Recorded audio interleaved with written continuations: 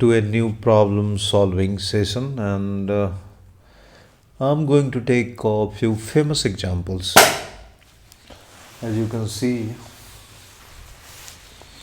there is one infamous example at your screen, and the statement says the system shown in the figure is in equilibrium. Great, nice to hear that.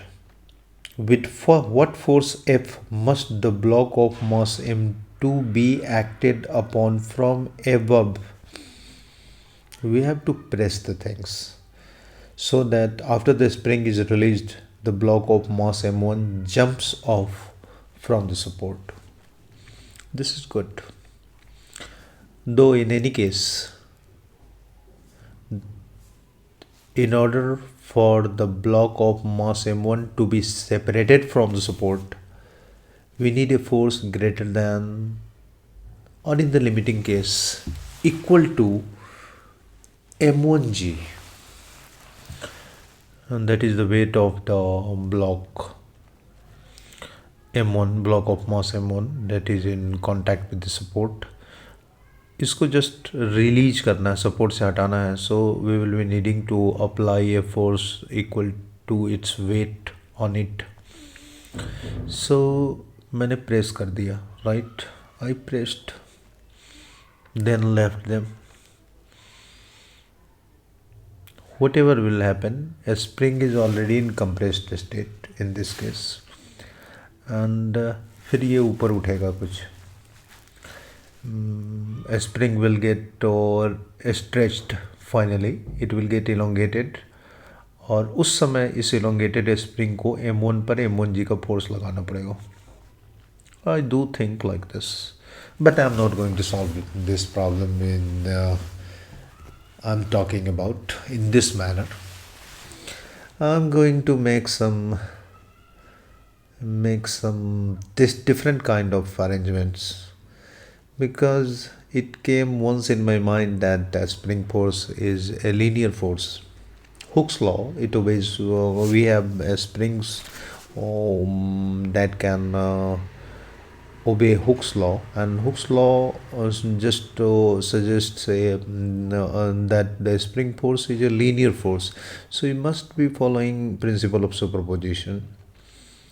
So I'm going to take two different cases, two limiting cases you can say, when either M1 और M2 are equal to 0.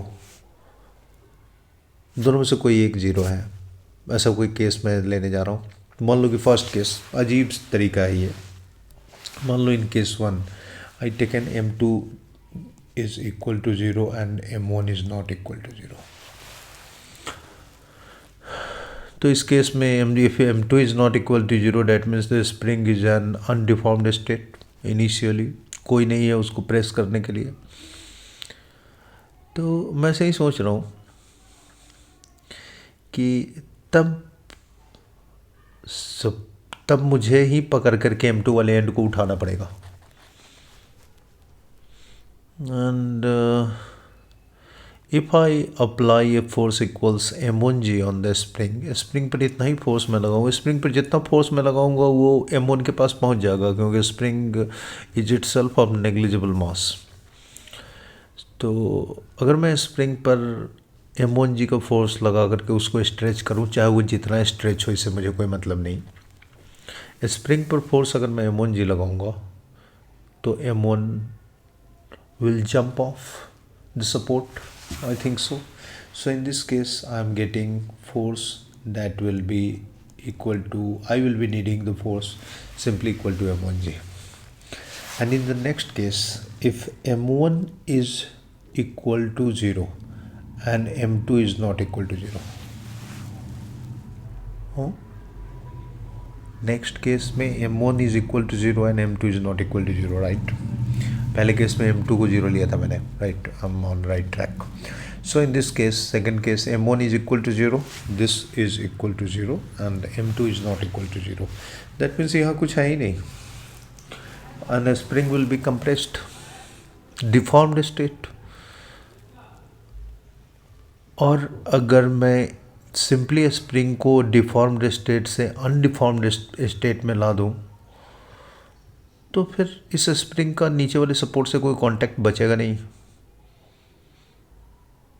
नहीं बचेगा। And to bring the spring into undeformed state, I will need a force that will be equal to simply m2g। मैंने block पर m2g का force लगा दिया। अब वो स्प्रिंग को डिफॉर्म नहीं करेगा, कुछ भी डिफॉर्म नहीं करेगा, तो स्प्रिंग को डिफॉर्म नहीं करेगा तो स्प्रिंग भी नीचे कांटेक्ट से कोई मतलब नहीं रखेगा, बोलेगा bye bye. So and then I thought कि it is not difficult to understand that for m1 is not equal to 0, if m1 मतलब थर्ड केस मैंने ले लिया जिसमें m1 is not equal to 0 and m2 is not equal to 0, then the required force F is simply determined by F equals, इस case में F का value जो होना चाहिए वो m1 plus m2 into g होना चाहिए, and that should be our answer. But people who have spent lots of money, lots of time, lots of effort in understanding things, studying things, they are not going to satisfy with my argument. So to check the validity of the obtained result, I am going to use the law of conservation of energy, and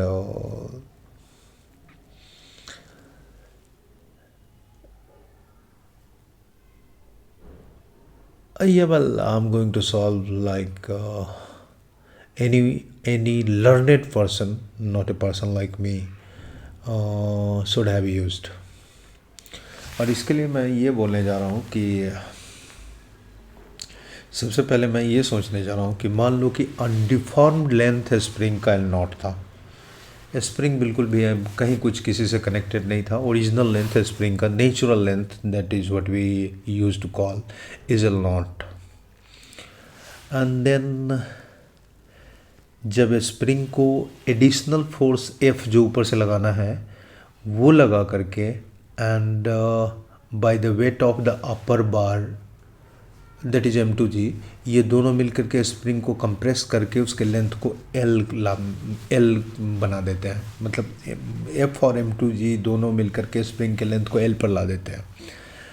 and then उसके बाद ये compress हो करके फिर छोड़ देने पर फिर ये स्प्रिंग एक्सटेंड करके ठीक उस समय जिस समय अपर बार स्टॉप हो जाएगा, और उस समय स्प्रिंग कुछ न कुछ एक्सटेंड करेगा लेंथ का, ये तो आप समझ ही सकते हैं उस समय के लेंथ को। और जब ये ब्रेक ऑफ करेगा m1, और at that time I think you can well understand that spring will get extended, and at that particular moment of the D-Day the length of the spring is L1। मैंने ये cases ले लिए। Then I am going to use the law of conservation of energy, mechanical energy। तो initial condition जब मामला ये था उस समय मैंने मान लिया कि मैकेनिकल एनर्जी लिखना है तो जीरो डेटम, जीरो लेवल मैंने यहीं पर मान लिया, datum that is potential energy is zero, gravitational potential energy, उसी के लिए डेटम लिया भी जाता है। स्प्रिंग का तो कोई मामला ही नहीं है, स्प्रिंग में तो कितनी एनर्जी लोड हो गई है, चाहे वो कंप्रेस्ड हो या स्ट्रेच्ड हो। तो initially spring was compressed, and by how much, its length was simply L0 minus L। So spring में जो एनर्जी होगी वो हाफ लोडेड लेंथ का जो स्प्रिंग के लेंथ में चेंज हुआ है वो उसका स्क्वायर कर दिया बाई 2, तो ये इतनी स्प्रिंग में पोटेंशियल एनर्जी के तौर पर स्टोर्ड होगी। एंड डेटा मैंने यहाँ पर लिया है m1 को मैं पॉइंट मास की तरह ट्रीट करूँगा। So potential energy of m2 will be gravitational potential of m2 will be m2gl। And in the final condition जब स्प्रिंग का लेंथ L1 हो गया है और स्प्रिंग का नेचुरल लेंथ L0 है और L1 स्प्रिंग एक्सटेंडेड है, दैट मीन्स स्प्रिंग के लेंथ को हमने स्ट्रेच कर दिया है by an amount of L1 minus L0 square. So spring में पोटेंशियल एनर्जी जो लोड हो गई होगी वो ये होगी। कंप्रेस हो स्प्रिंग नेचुरल लेंथ से तो भी स्प्रिंग लोड होता है, स्प्रिंग स्ट्रेच्ड हो तो भी लोड होता है। तो स्प्रिंग में एनर्जी लोड हो गई होगी और उस टाइम में M2 जो होगा L1 लेंथ पर होगा, M1 तो जस्ट अभी कॉन्टैक्ट ही ब्रेक करने वाला है। सो M2 की जो पोटेंशियल एनर्जी होगी, gravitational potential energy, that will B M2G L1। या and now I'm going to so this is my first equation.